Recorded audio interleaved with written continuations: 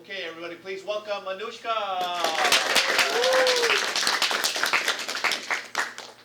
Hi everyone.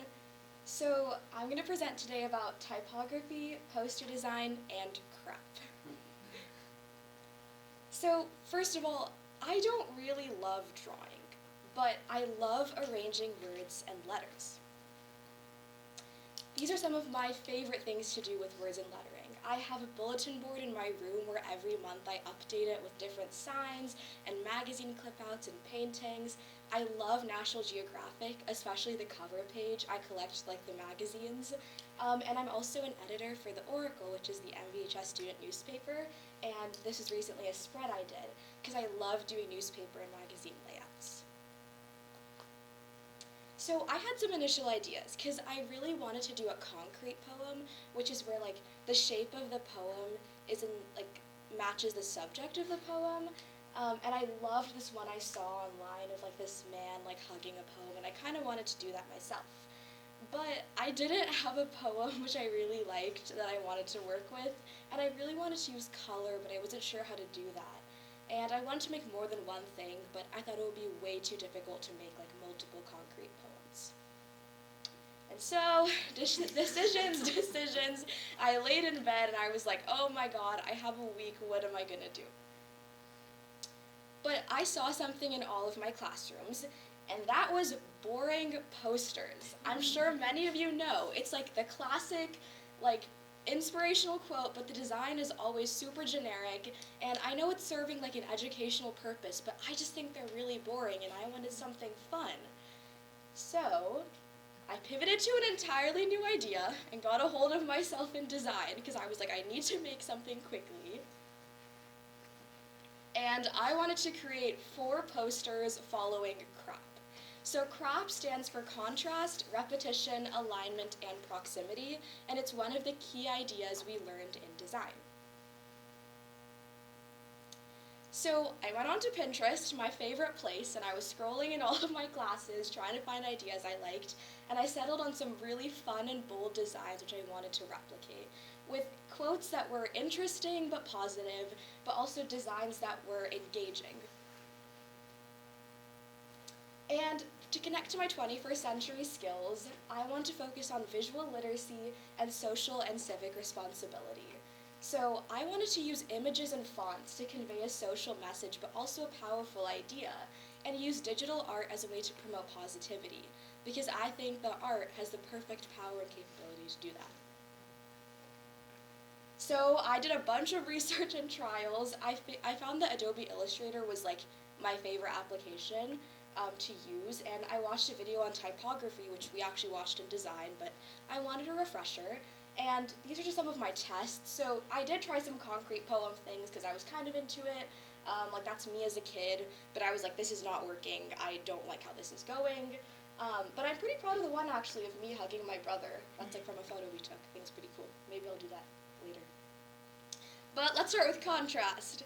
So this is a baby photo of me, and I just think it's so diva, and I was really enjoying myself in my sunglasses. So for this I wanted to kind of do pink and black as contrast, because I think they're 2 pretty opposing colors, but they work together really well. And so it's kind of a girl boss vibe. And I used the stamp effect and also created gradients and different vibrancy levels with my letters to create a 3-dimensional effect. And this is my contrast poster. So I added the stamp effect because I loved the way it looked, and I decided to make the B and the G pretty big to kind of juxtapose it with my small little face.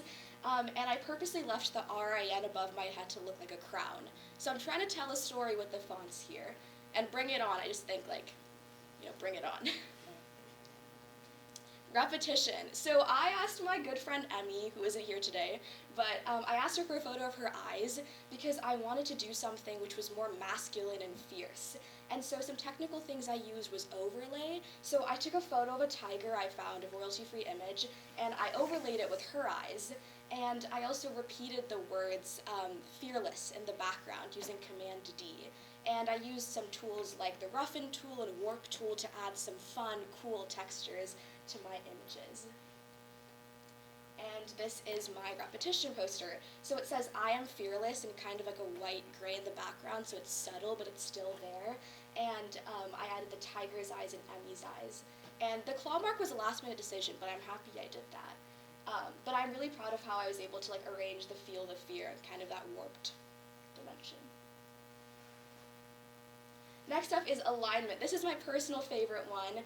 I think it's bold and the shadows tell a story, and I'll explain why. But I use the blur effect a lot and also a grain effect. I also love the stamp effect, so you can probably tell, so I use that again, and some paintbrush to do some details. And I use this photo of me, which we took in the beginning of the year at Freestyle. And so this is my alignment poster. So the comparison is aligned, that's the alignment component, but I feel like I chose some unique elements here. So I decided to do a blur effect because when you compare yourself to other people, you kind of lose yourself in the process. And so I wanted to illustrate that. And I did a reflection of the word because when you compare yourself, it's like I imagine you're looking in a mirror but thinking about someone else. So I kind of wanted to show that too. And that's my smile. So I made a clipping mask, and then I like tooth gems. I think they look pretty cool. So I did kind of like a little lettering on my tooth. Yeah. And finally, proximity. This one I rushed, if I'm being completely honest. I didn't know what to really do, but I wanted to create movement on the page, and I wanted fun letters. So I took a photo of my finger, because I wanted to be like pointing, and I needed to manipulate the letters a lot individually for this one.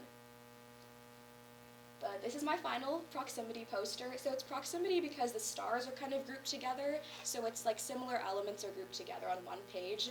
I kind of think it looks like Legos or like you know, childish colors, which I like, contrasted with like the black grainy hand. And I manipulated the push so it looks like my finger is pushing the letters down. And I just like that quote too, because I think it's very true.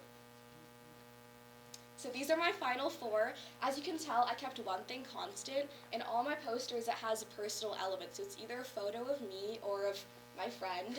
And I'm really proud of that, and I think it was a great way to collaborate with other people too.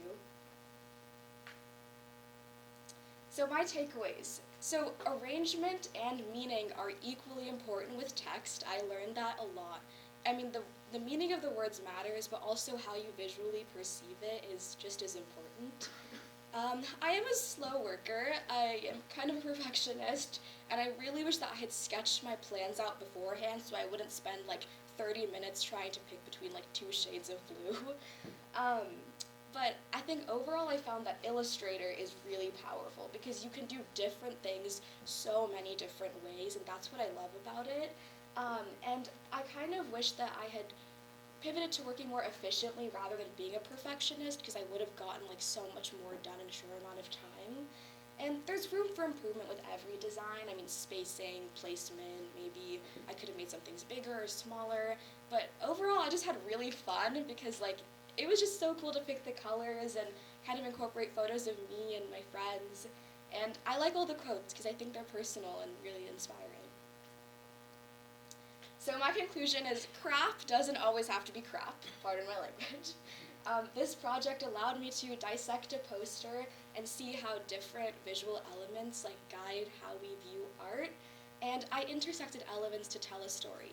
Every font I chose, every color I chose, intersected to communicate the message in a meaningful way.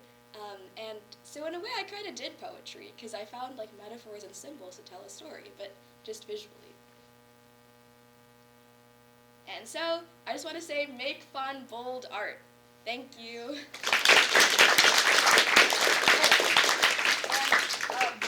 I got them printed out. Thank you, Miss P. So this is contrast, repetition, alignment, and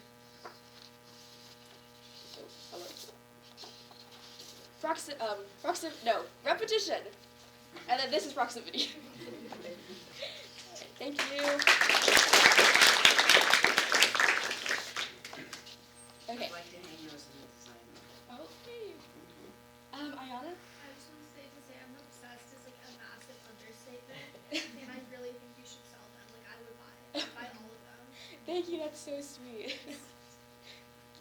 Yeah, Ashley? I just love like the hidden meanings in it. Like I love like when you pointed out the crown, I was like, oh my gosh, I see the crown. Like that is just so smart and like I would never think of that.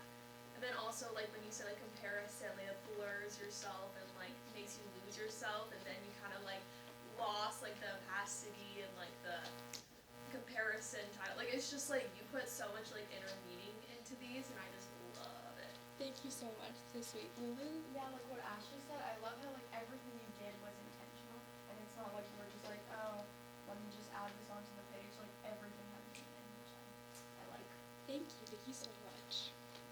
So we'll maybe use your video to teach what crap means to everybody in freestyle from here on out. Yeah, wait, sure. I forgot to mention this, but craft was like so helpful because it organized my ideas. Because I have a lot of ideas going on at the same time in my head, so it was very helpful. Congratulations. Thank you. Ace, did you have a question? If you had like more time to choose like another inspirational quote, like I don't know, like live, laugh, love, like are there any like quotes you choose specifically?